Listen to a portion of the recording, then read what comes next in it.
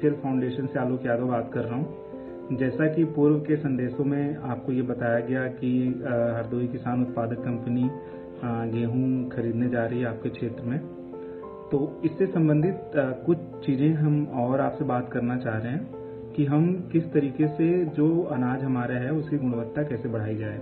ये क्यों जरूरी है? क्योंकि ज़्यादातर ये देखा गया है कि किसान कटाई से लेके मड़ाई और फिर भंडारण में के जो उपाय हैं उसमें वो काफ़ी लापरवाह हो जाता है, जिसकी वजह से उसकी गुणवत्ता कम हो जाती है।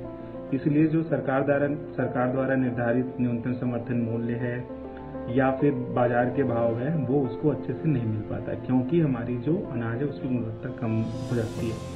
तो इसमें हमको क्या करना है, कुछ छोटी छोटी चीज़ें हैं जिनको ध्यान में रखकर हम इस गुणवत्ता को काफ़ी बढ़ा सकते हैं। पहला, जब आप फसल काटने जा रहे हो उसका निर्णय लेना। वो निर्णय कैसे लेना है, ध्यान रखिए कि आपकी 80 से 90% जो खेत है, वो फसल है, वो हल्की भूरी और सुनहरी दिखाई देने लगती हैं।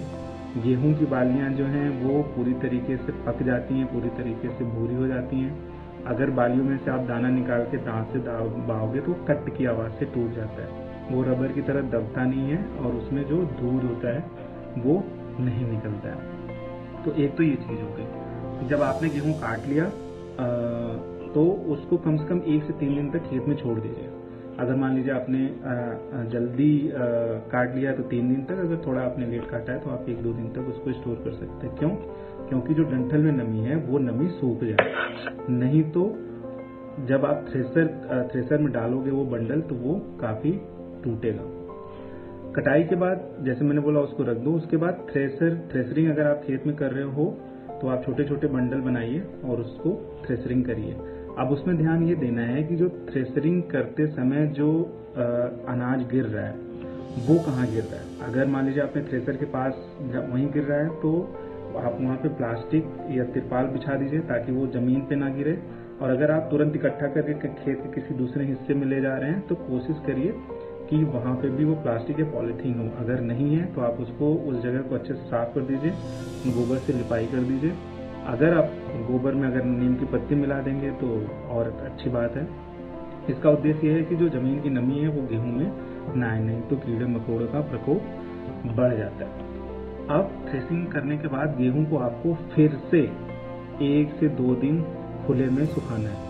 उसका कारण ये है कि जो गेहूं में चिपकी हुई मिट्टियां हैं, जो मोटे डंठल हैं जो नहीं निकल पाए, वो उनको सूखना जरूरी है। सूखने के बाद आप पंखे की हवा से या जो दोपहर में प्राकृतिक हवा चलती है उसमें इस गेहूं को ओसा दीजिए। ओसाने से क्या होगा, जो गेहूं के साथ चिपकी हुई मिट्टी है, डंठल है, ये पूरी तरीके से साफ हो जाएंगे। इससे आपका जो गुणवत्ता है वो बढ़ जाएगी। अगर आपको भंडारण करने की ज़रूरत है तो उसमें क्या करना है कि साफ बोरियां लीजिए। ज़्यादातर लोग यूरिया खाद वाली बोरियां इस्तेमाल करते हैं, उनको साफ करिए, उसमें उसको रखिए और उसको भरने के बाद भी आप स्टोर कर सकते हैं।